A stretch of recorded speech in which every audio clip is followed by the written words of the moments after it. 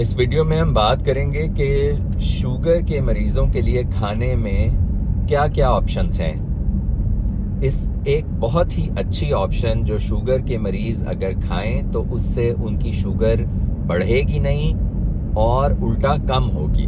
और वो क्या चीज़ है? वो है बेसन की रोटी।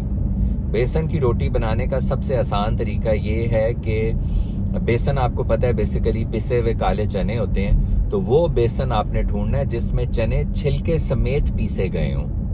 वो बेसन ले लें और उस बेसन की रोटी बनाएं। रोटी बनाना कई दफ़ा लोगों को मुश्किल लगता है, तो उसका आसान तरीका ये है कि आप बेसन की रोटी को पैनकेक की तरह बना सकते हैं। और उसका तरीका क्या है कि मिसाल के तौर पे आपने 1 कप बेसन लिया, उसमें 2 कप पानी डाला, वो बिल्कुल एक पतला सा सोल्यूशन बन जाएगा।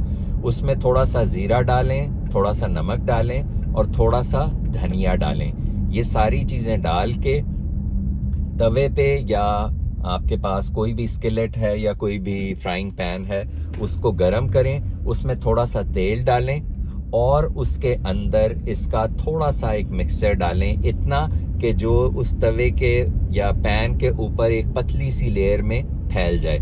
उसको फैला दें उसके साथ और उसको पका लें और वो खाने के लिए इस्तेमाल करें। तो ये बेसन की रोटी एक बहुत ही उम्दा ग़िज़ा है। जिन लोगों को शुगर है, ये शुगर नहीं चढ़ने देती, ये इतनी अच्छी चीज़ है।